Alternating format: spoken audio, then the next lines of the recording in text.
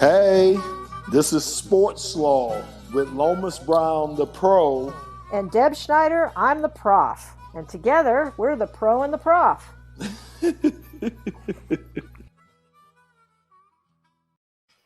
I got to get over laughing at that. Still funny. It is. So today, while we're doing a special edition of SportsSlaw, and we have Ray, our producer extraordinaire, who's going to join me, because we're going to be talking about behind the scenes and the broadcast and what actually happens. So not a whole lot. You ready for this, Ray? Yes, I'm ready for all the good questions from people online and from actually our guest and also our new intern Hunter and also Oliver. This is a long time coming podcast. People don't really get to see what goes on and how everybody sees the nice good graphics on TV and video. This is something that actually my career that Art and Jen are going to be talking about.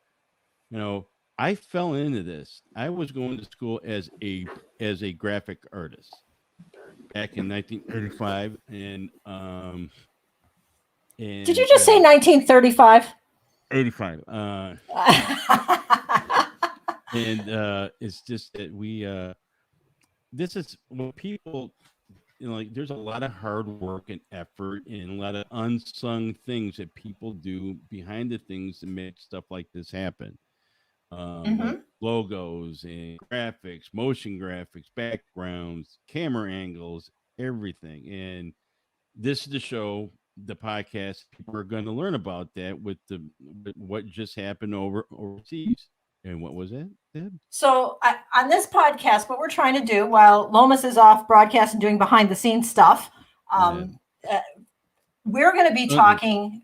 We're going to be talking with our interns. We're going to be talking with two professionals with these graphics. They've been everywhere, and maybe giving you a little bit of career advice if you want to get into sports, if you want to get into broadcast, and just kind of maybe educating a little bit on what really goes on behind the scenes. So let's start by introducing our interns, who I know are really excited to be here today. So show excitement. We have Hunter DeSantis, who's our brand new intern. And hey, Hunter. And then we have LeVar Jackson, who's been with us before, and he's done a number of things for us. And he's our fantasy football guru. So, correct. Yep. Helped me win this year. I'm not telling anybody, but he helped me win my fantasy football league this year. So just saying. So and we're going to do that again this year. We're planning on it. Yep. Yeah. I mean, here, I know Lomas. Who do I turn to? I turn to LeVar for help with fantasy football. So. What's it, man? So we're going to, guys, I just wanted to introduce you, and let's get our guests on today. And, we'll all just have a conversation. And I know you each have some questions. But we have Art Cole with us, who's worked with NBC. He's a local boy, a good friend of Ray's, actually. Grew up in Anchor Bay together. He's been with graduated from Eastern Michigan with a film, radio, and TV degree. And he has been with the NBA, NFL, NHL, PGA Golf. He's been in 12 Olympics. He has 7 Emmys, all of which are right behind him, and 25 years in the business. And then we have Jennifer Lorentz, who's also joining us. She's done 6 Olympics. She grew up in Orlando, Florida, and then for some reason went to school in Canada. And I'm going to ask you about that. And you have 1 Emmy, and we're hoping for more. Yes, fingers crossed. Fingers crossed that we get more. I'm sure we will. And I'm sure in 2 or 3 years, we're going to be talking about the 4 or 5 Emmys that are sitting behind you. So I'm excited about that. But you just both got done with doing the Olympics. And now, Art, I know you were overseas. You were in Tokyo. And Jen, you were here, I'm going to say locally, stateside. Yes. and the Olympics, I mean, my goodness, I was looking up some of the things about the Olympics today and how difficult it was. It took 30 months of planning. You had 80 shipping containers, 60 tons of equipment, and you had to do it twice because it was postponed. That is a tremendous amount. How do you tell us a little bit? I guess I should probably start at the beginning with what do you each do for the Olympics? Like tell me a little bit about what you did. You went to Tokyo, you did graphics, you're with NBC. That is correct. I trade off sometimes with graphics and videotape. And this last Olympics, I did videotape, but the previous 11, I did graphics. And this year, I was assigned on golf. It's the second time that golf has been played in the Olympics. So since I do golf for NBC and sometimes for CBS, they wanted golf people to go. So they switched us over to the golf thing. One of the hardest things was signing up, getting everything ready, getting all your credentials, the logistics, and then them telling you the Olympics are canceled. And then the following year, you get to do that all over again. Plus, we're going to add a whole bunch of COVID tests on you. So you have to take like 17 tests before you go. You have to do one every day for like the first 4 days once you get there. Then you have to do it a week later and then 4 more days after that. So it's just like getting tested nonstop. And this is before I could even sit down and do my job. So, wow. Yeah, there's just, and our logistics people, God bless them, that they were able to keep everything in check because they had to like book all the hotels, food, catering, and then do it all over again and transportation. So, yeah. A little bit of a headache. I'll bet. And you were talking about quarantine. So, but let's get to Jen. Jen, really important question. You're a swimmer. What was your event? My best event was 200-meter breaststroke. Okay. And I was in high school. My second event was IM. When I hit university, they realized my backstroke was really weak. I relied on my breaststroke to get me through IM. So they said, congratulations, your second event is now butterfly. I was panicked at first until I realized in university they had the 50-meter fly. It became my favorite event. Oh, wow. Yeah. Interesting. I was a backstroker. Couldn't do backstroke to save my life. That's where I lost it in every IM I ever swam. Yep. So, but tell us about your experience a bit with the Olympics this year. Well, this year was definitely different for me. Not being on site for one thing, being in Stanford. I'd only done that once before. And they tried to break us up because of how many people they had to keep stateside. So they had people at the NBC Sports studios in Stamford, Connecticut. They had people at 30 Rock in Manhattan. They had people in New Jersey. They had people at Telemundo down in Miami. We also had people at Sky Sports over in England.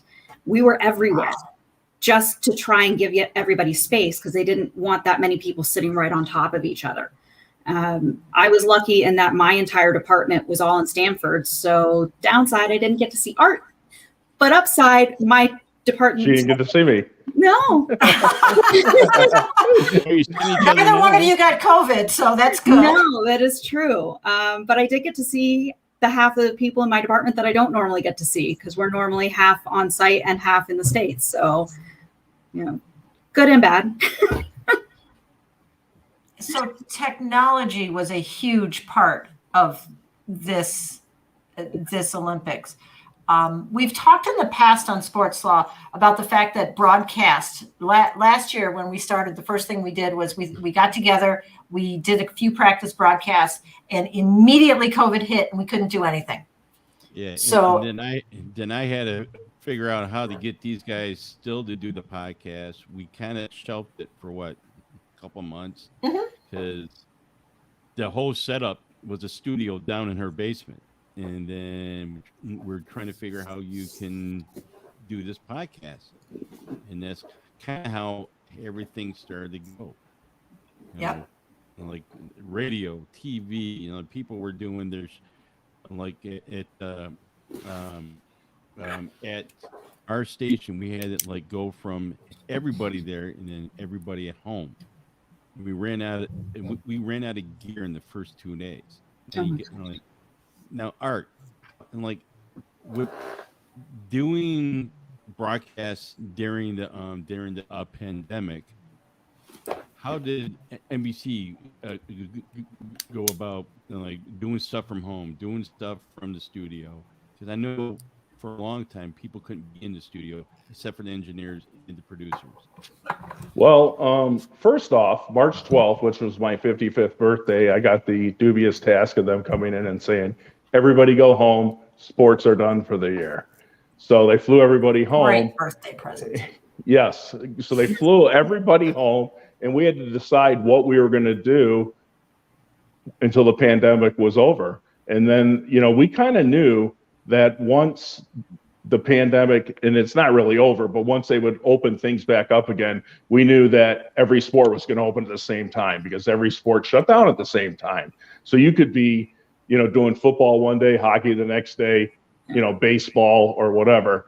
And a lot of it was a lot of trial and error, a lot of testing, a lot of, like, for instance, if we normally bring in for a golf tournament, we bring in 3 trucks, TV trucks.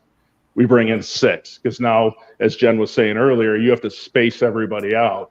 And I was in the graphics department, and I had my own spot with 6 other people. And then all of a sudden I found out I had my own room, and I'm like, why did I get bumped? I was kind of mad at first. And then after about 2 weeks of having a room to myself, I thought it was pretty cool.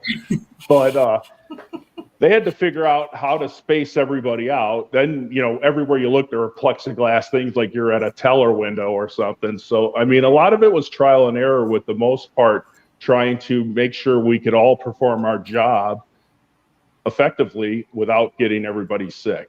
And there was a lot of wipes, a lot of hand sanitizer. Every time you came in, somebody was giving you a bottle of sanitizer, changing your masks, getting tested.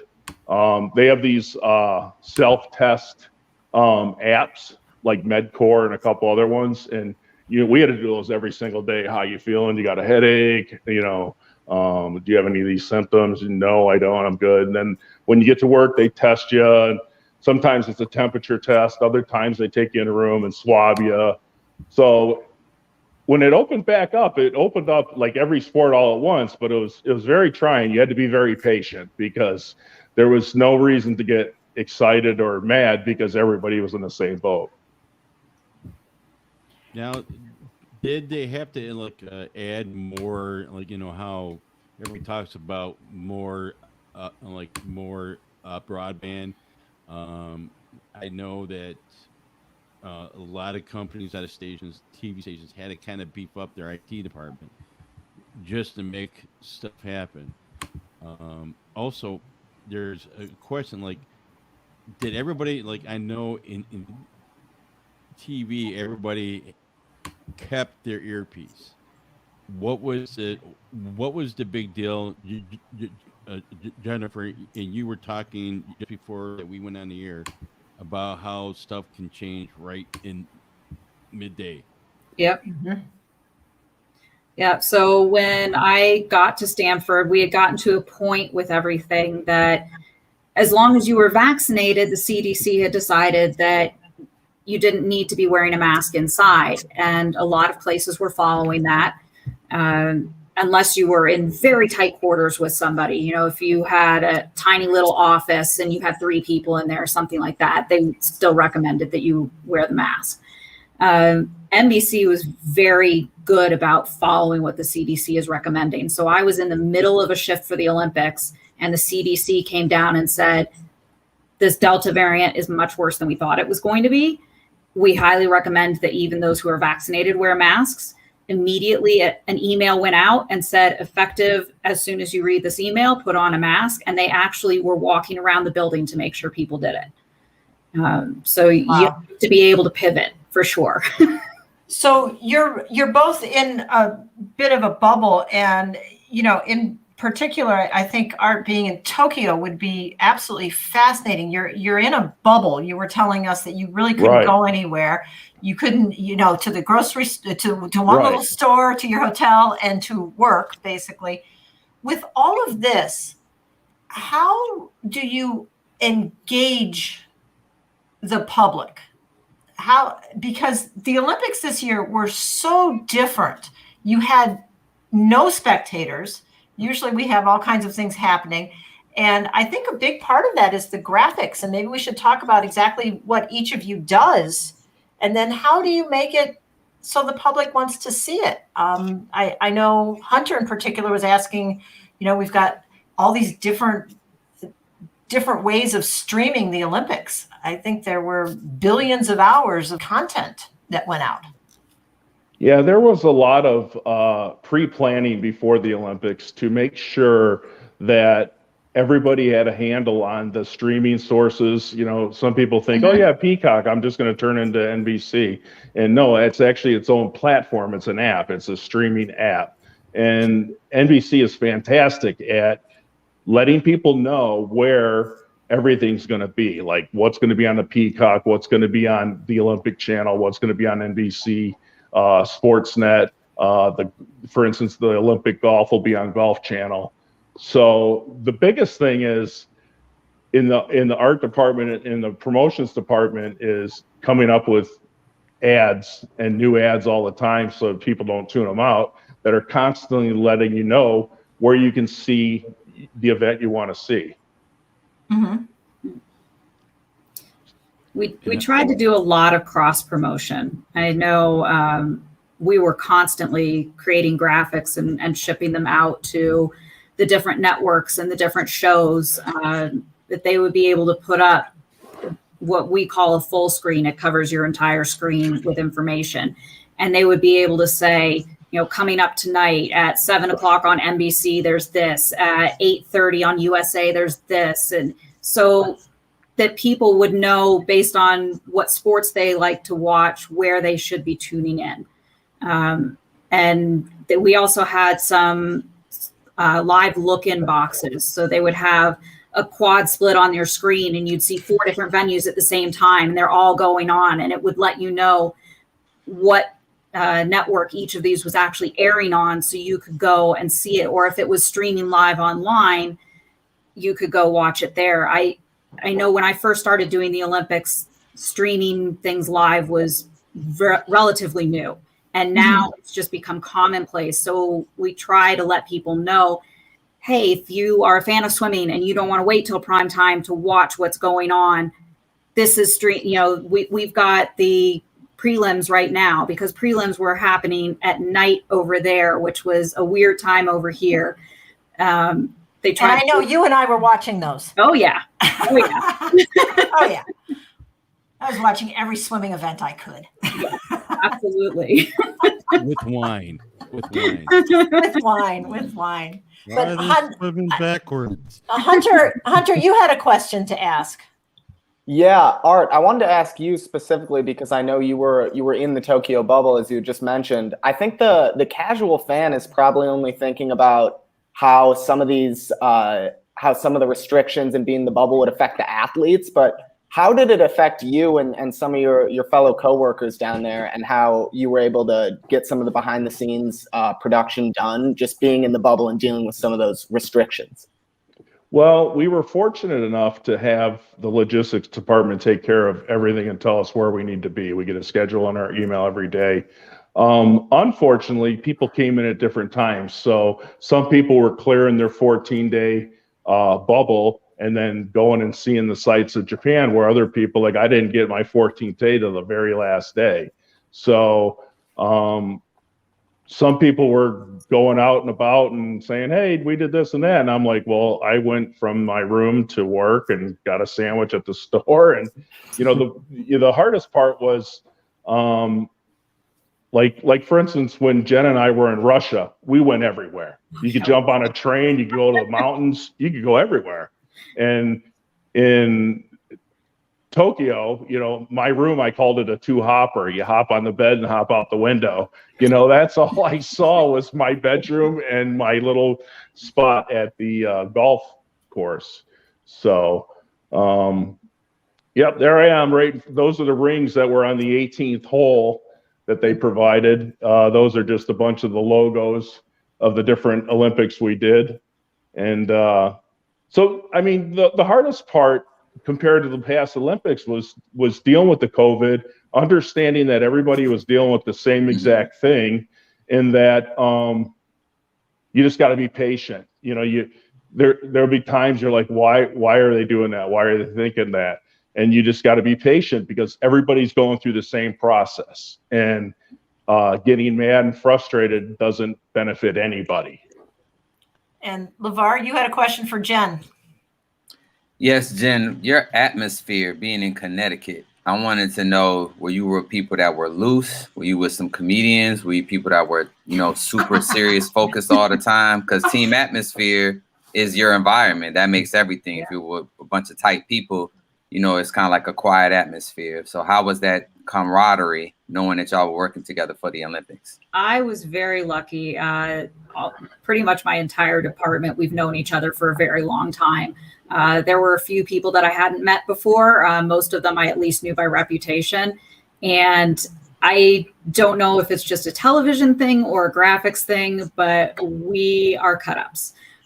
So there was a lot of laughing. A lot of times we'd have the artists poking their heads out of their offices looking at us because we were set up at a conference table in between a bunch of offices. And they're like, what is going on out there? It's like, sorry.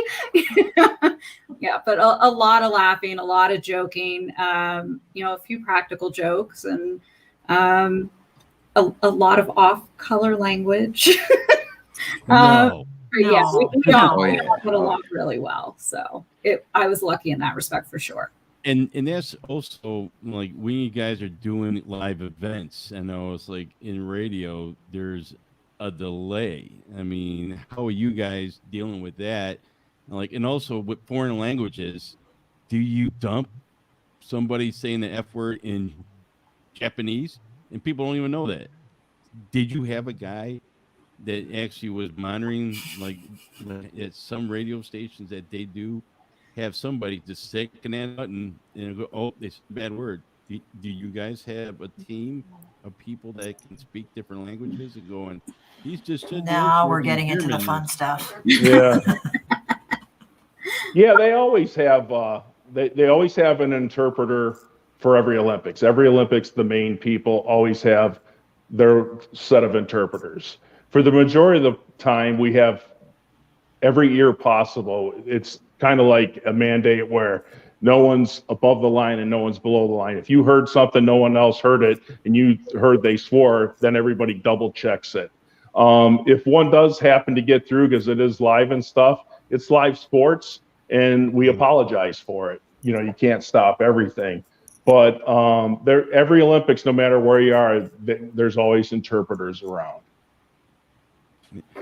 Okay, so going a little off topic, Art, what's the best new Olympic sport that you got to cover?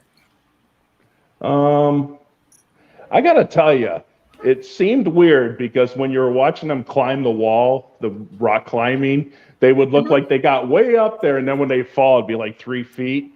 But I watched rock climbing every night. Had a little Asahi beer because that's my entertainment for the evening because I couldn't go anywhere. And I watched rock climbing.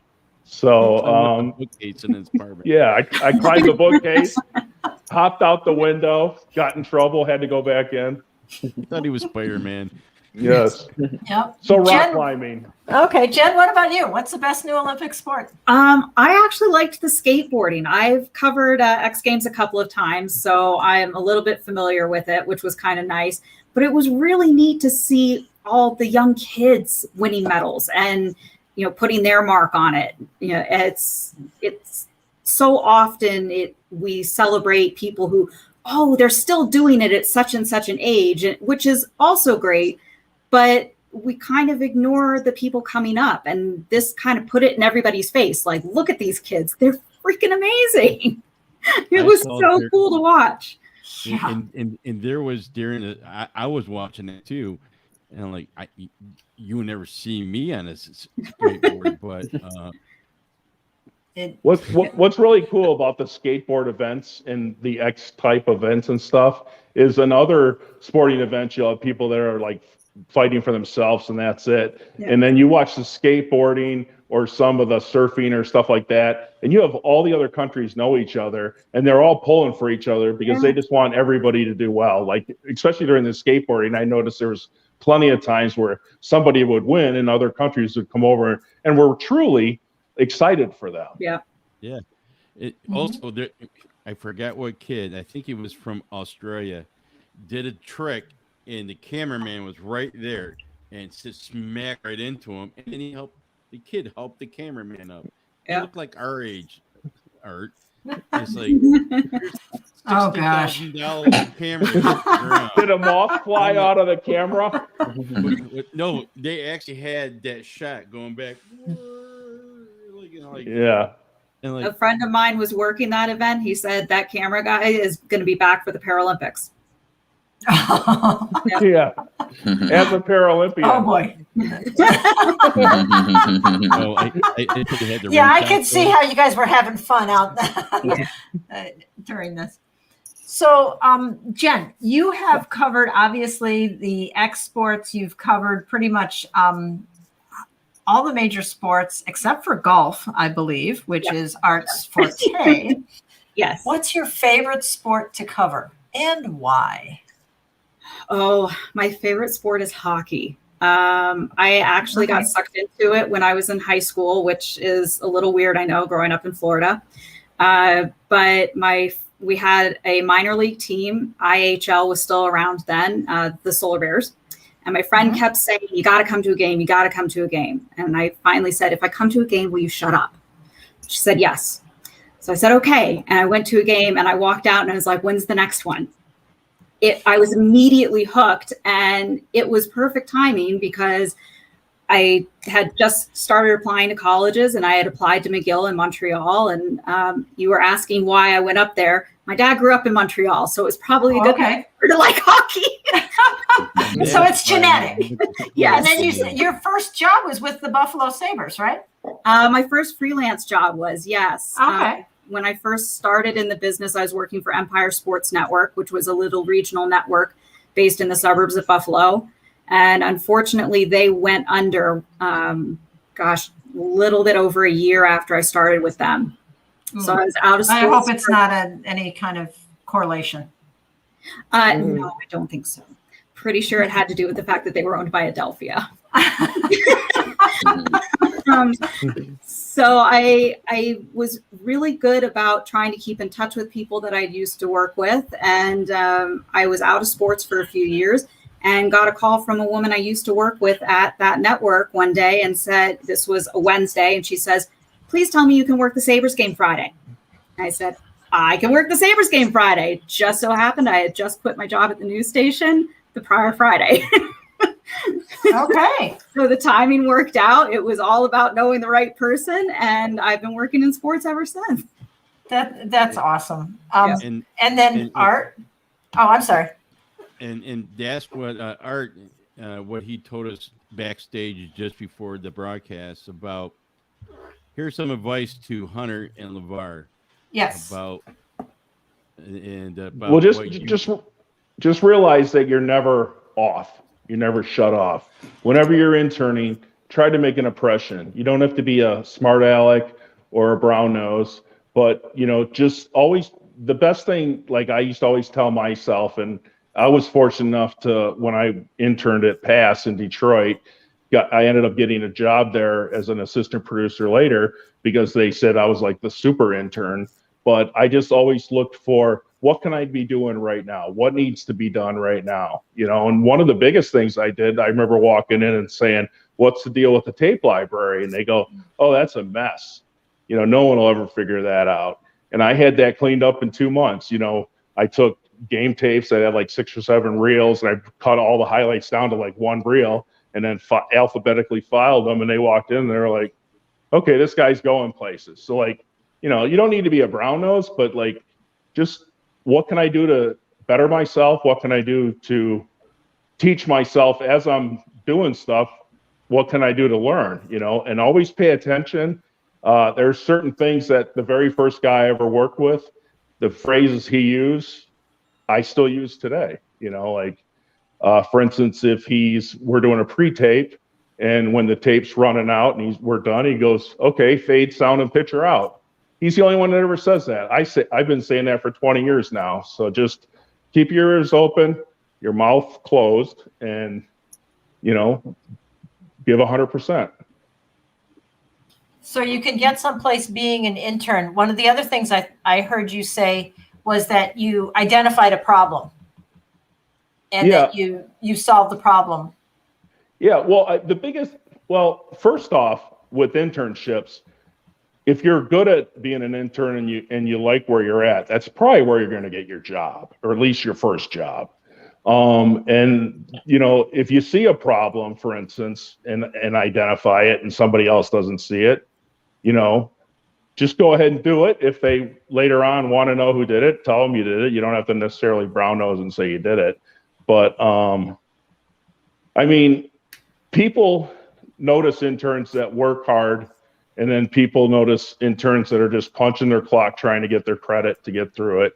And a lot of people make a mistake of, I'm going to do my classes, I'm going to do my internship, and then I'm going to go out into the world and look for my job. Well, your job's probably right in front of you as you're doing all that stuff. And make sure that you have your eyes and ears open, because your job's probably staring you in the face.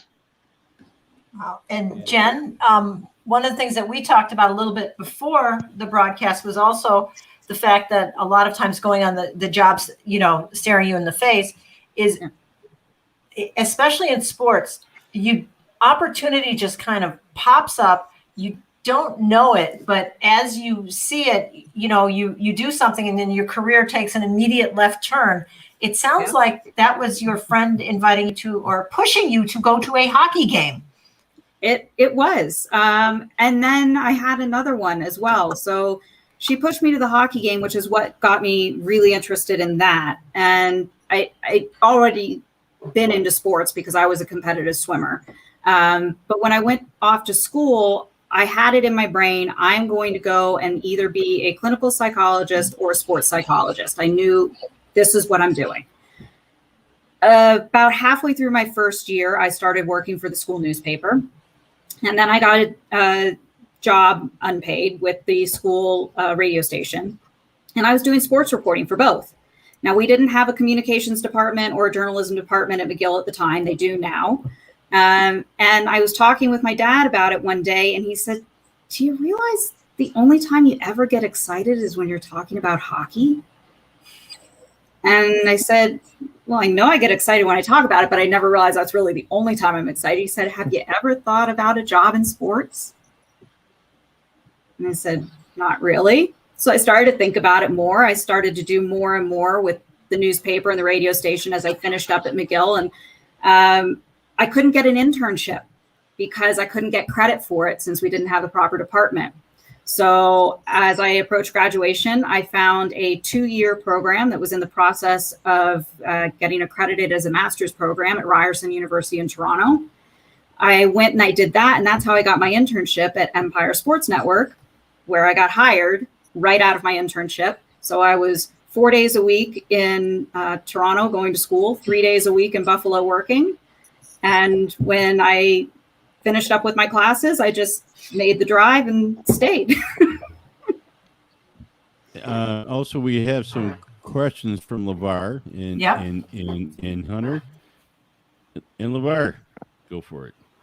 All right, my first question, Cole, watching a medal ceremony, watching the United States win a gold or a silver medal, watching that live, have you ever gotten emotional? Every time.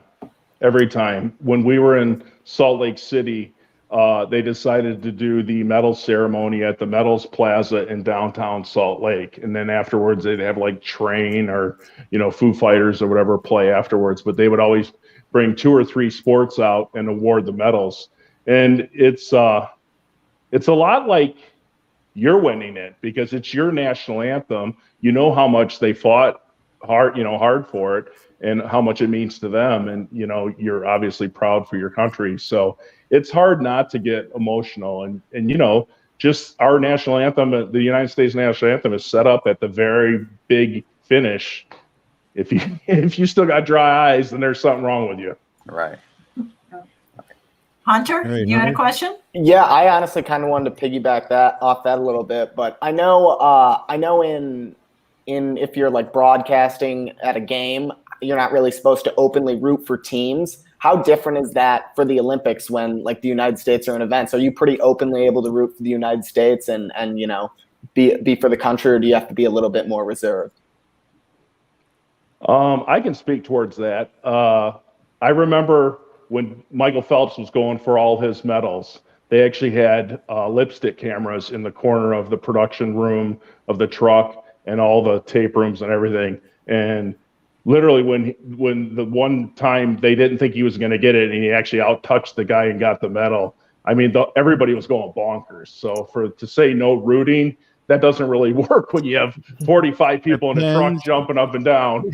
It depends where you are at the event. If you're up in the press box, like at a football game or something like that, a baseball game, yeah, or it's like even at the press box at the track and field, you're sitting there with probably 50, 60 to 100 people reporting on that.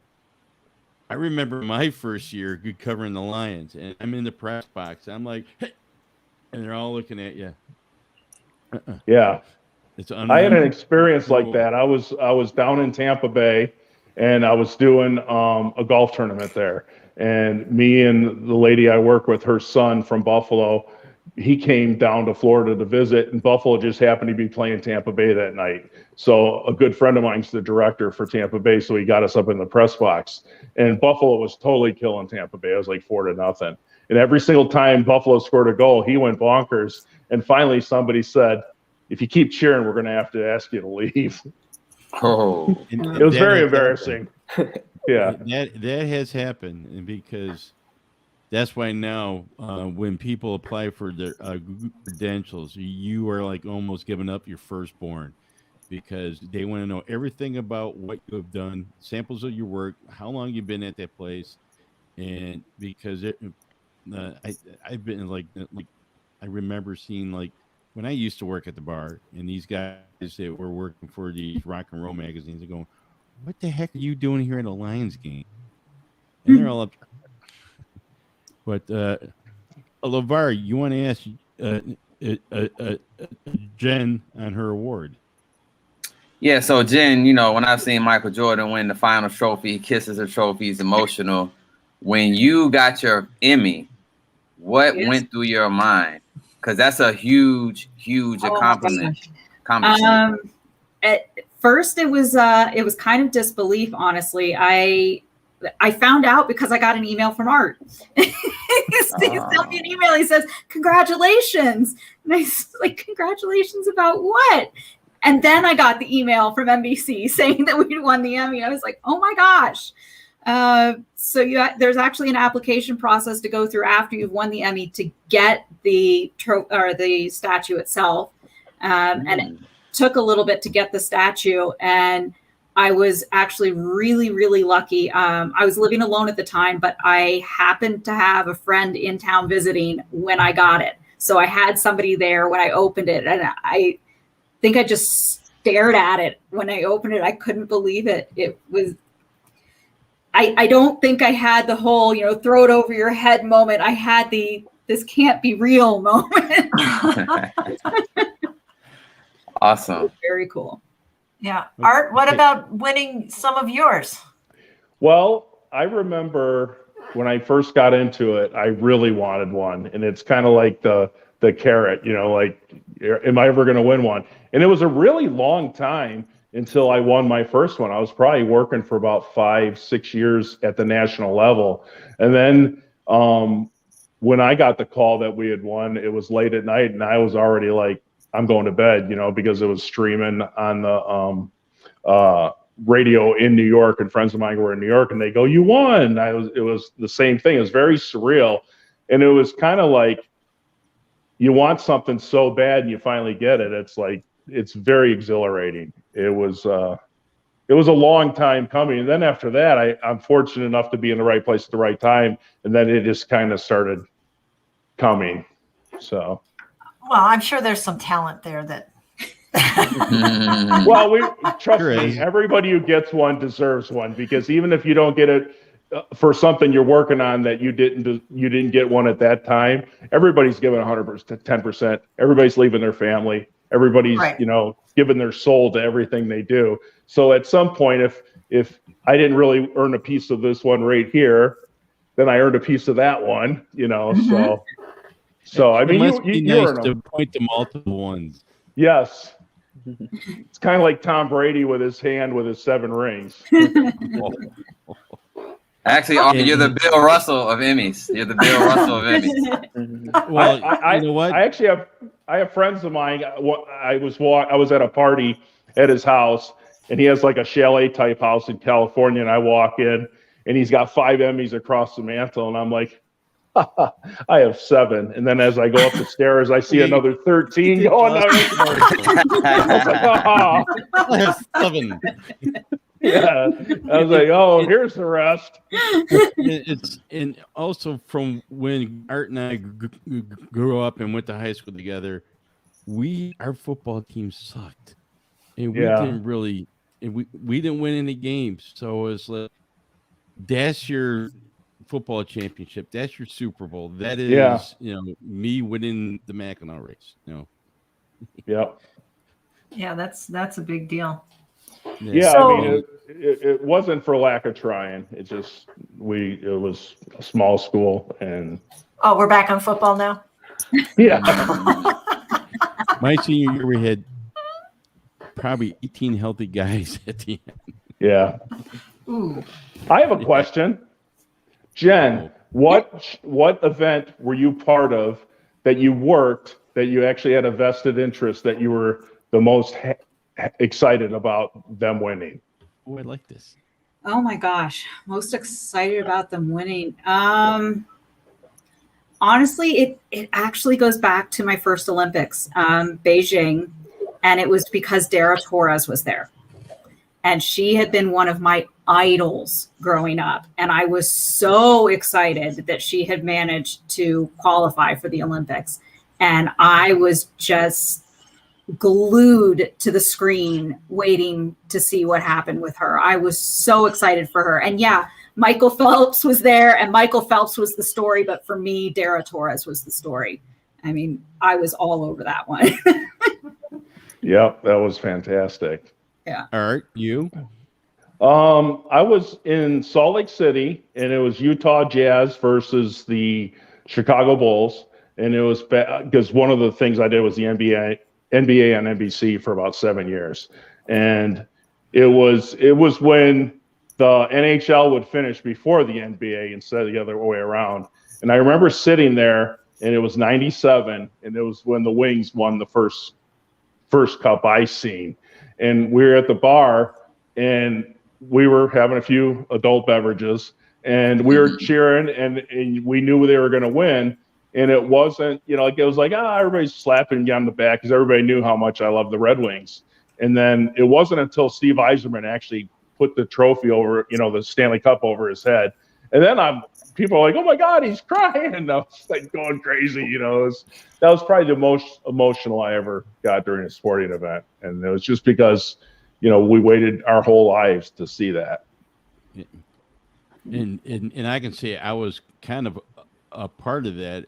I was working for a local rock station when that happened, and my boss goes, all right, you drive the station van down to Hart Plaza, you find a spot, and you lock the truck up and leave, because there was 1 million people downtown, and I parked it.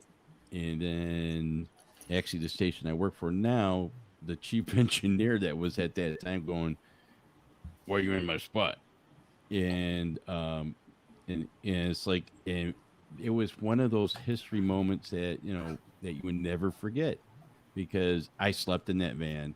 I woke up, we got ready, I got the feed from the podium, everything, and we broadcast it live. And a lot of people were we're not broadcasting it live. And the thing is, I didn't care. I didn't care what I had to do, and that's to our interns, and one of the things that Art said just before we went on is do the mundane stuff, take out the trash, ask questions. No questions is stupid. And like that's the way you learn. That's the way you learn your craft. Because you got to be ready for anything, do anything. Because nowadays you got to multitask. You have to learn how to cut tape. You got to learn how to edit. You have to learn how to operate the board. You got to learn how to that switcher. Don't be scared of that switcher. At first, when I did it, I was freaking scared. Like I'm going live with it. What isn't part of your job title today is probably going to be part of your job title tomorrow, because every department everywhere is condensing, and you got to be able to take on a little extra, a little more, and a little more if you want to stay employed. Because what they're going to do is they're going to figure out who can juggle the most stuff. So I mean, what isn't part of your job title today could be tomorrow. I think that's the reality of what we're dealing with a lot of COVID, and with the it's very difficult to find people to go to work. And, we're really consolidating. And also when we talk about broadcast, just to kind of bring it around a little bit, we're talking about broadcast. We're really talking about so many different streaming, capabilities. We used to have 3 whole channels on TV, and Art and Ray may remember this when you had your little brother holding up the antenna and the rabbit ears. UHF, oh yeah, aluminum foil. Channel 56, channel 62, 2, 4, 7, and sometimes. Yeah, when I moved to Detroit, I was really happy because we got a Canadian station too. Yes. So I had 4. That was a big deal. And when you live on the lake, you get channel 42. Yeah, the French. Yep. Big. But, and nowadays we've got streaming, and, I was looking up, they were saying there were literally billions of hours of television time or streaming time that you could actually watch the Olympics. Yes. And it's, everything from Peacock to streaming to you name it, it was there. So we're running out of time here, but I want to close with a quick question for Ray, Art, and Jen. And that is, who have you covered that you'd like to share a beer with? Or wine. Wine's good too. Whiskey. I'll take whiskey. Does it have to be sports? Nope. We'll start with you, Ray. Because I work both in music. Put yourself in the big box, Ray.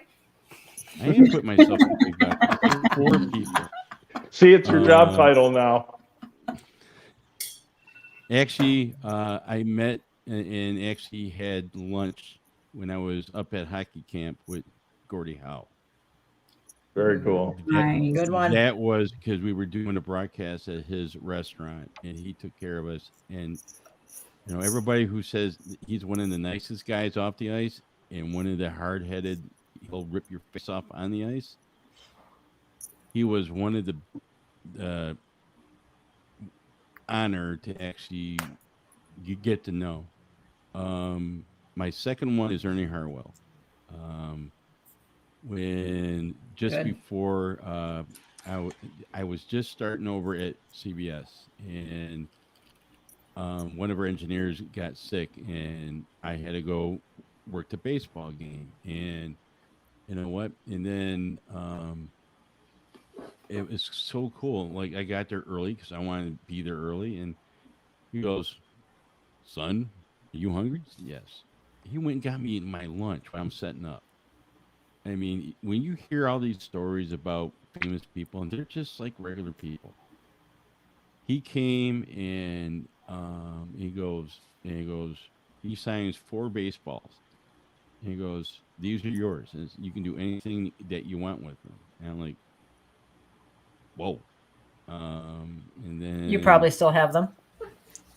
got one of them. I gave one to my dad, one to my brother, and forgot what the other one went. And then there's the last one. I got to meet.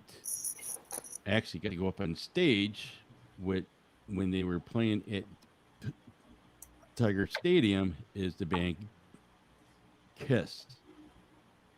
That's when they play there. They had the big inflatable dolls and all that, because that was I had the Kiss Army poster up. Mm-hmm. And then the last one is when I was with. How many are you gonna drink? How many? I gave you one. You don't need a 6-pack. No, shut up. Actually, I got stood up by Barry Sanders because we were supposed to interview him up at when they had football camp up at Saginaw Valley. So those are my 4 things. Okay. I got about 5 more, but I'm sure. Jen, so who have you covered that you'd like to have a beer with? Oh my gosh. I have it narrowed down to 2. The first being Patrick Waugh, because he is hands down one of the best to ever play the game. And I just think he'd be a riot. I don't think there would be a dull moment for sure. And this is going back a little bit. Summer Sanders. Yes. I thought she was one of the best back in the day. She was another one of my idols. I really wanted to go to Stanford. I went to swim camp out there 3 years in a row. I thought she was intelligent. She was fast. She was well spoken. She seemed very down to earth. I would love to, more than stand next to her and get her autograph and get a picture with her, which I did when I was in high school. I'd like to actually sit down and have a conversation with her. I think that would be great. That would be great. Is she that nice off here as she is on here? She was very nice to all of us. I mean, when I met her, again, I was out at swim camp at Stanford, so she came in because she was still swimming for them. She was very nice to all of us. I mean, there were hundreds of us at the camp, and she sat there with a few of her other teammates, talking to all of us, allowing us to get pictures, signing anything and everything we asked. I can think of a lot of people in that same situation who would have bailed as quickly as possible and not taken the time to actually talk to everybody who walked up, and she did. I kind of figured she would think I was a little bit crazy because my dad was a pilot for United at the time. Her mom was a flight attendant, and they happened to meet before I had gone to the camp. That's how I found out about the camp, was through her mom. And I mentioned it, and I was like, she's going to think I'm a lunatic. But she was very nice about it. So. Oh, geez. Yeah. And Art. Okay. Since I can tell you Stanford stories. We can talk later. Well, since Ray picked 12, I'm going to pick 2. Okay. I was an intern, that's okay, Ray. When I was an intern at PASS, one of my responsibilities for the Tigers Today show was to go and visit possible interview candidates. And I was able to drive out to Lake Orion, and Mickey Lolich, an old pitcher for the Tigers, had Mickey Lolich's donuts. And I actually went to his donut shop and said, hey, Mick, you want to do an interview on the Tigers Today show? And you'll get tickets to the box and stuff like that. And he told stories for about a half an hour. He was super cool. When he showed up back at the stadium, he said, hey, kid. And, he was really nice. And where I didn't get to drink a beer with him, I would have loved to have a beer with him. And the second one is somebody I actually did have a beer with. We were doing the Ryder Cup in Dublin, and NBC had booked up the whole hotel, and we had a pub inside the hotel, and it was all blocked off just for NBC and, members of the Ryder Cup team. And Michael Jordan was the honorary captain of the Ryder Cup team, and he was hanging around with Charles Oakley and a couple other basketball players and stuff.